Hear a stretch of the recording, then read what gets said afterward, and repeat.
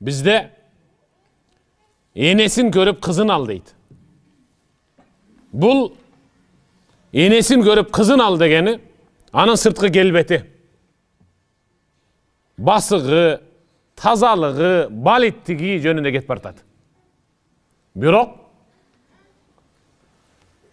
жаңы илим, билим тастықтап, алақанға салғандай қылып жеткіріп атады.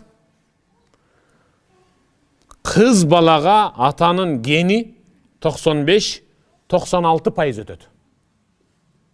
Сізге атаңыздың гени 95-96% өткен. Біліп қойарыңыз. Ене қаншалық алима болса дағы, ата біраз наданырақ болса, 96% надандық ошаны жеңіп тұрады қызда. Ошон үшін қыз бала дайым арекетте болуш керек. Эмне үчүн ислам дини кызга көбүрөөк көңүл бурутат? Эмнеге?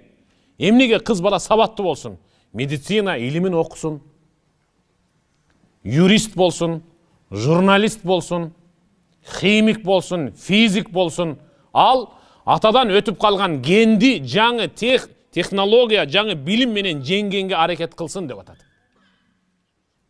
Шурайх ал-Кади чай алып келиши, сүт алып келиши жакшы эле, бирок мал аласы сыртында, адам аласы ичинде деген илгертен калган накыл кеп бар.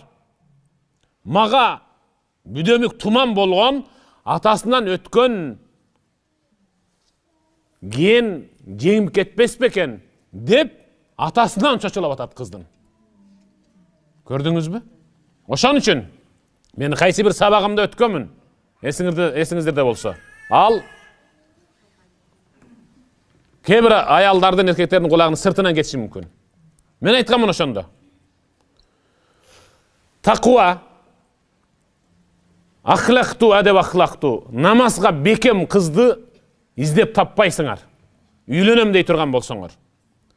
Ошондой қызды табыш үчүн тақуа еркек тапқыла.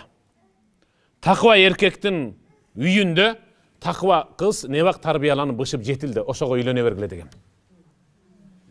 Үйдө ата кайсыл мүнөзгө калыптанган болсо, анын кызы да куд ошол мүнөзгө калыптанып турмушка чыгат.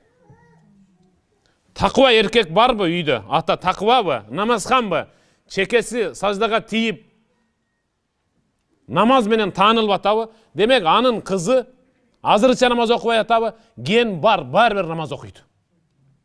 Бар гени. Өтүп калган тамыры тартып атат. Алма сабағынан алыс түшпейт деген ушул. Айрыкча кыз балага сабак алман сабагындай.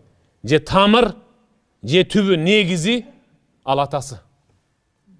Ошон үчүн Шурайх ал-Кади "Умен" кимдики бул деп атат. Кимдики дегени атасы тамыры каяктан,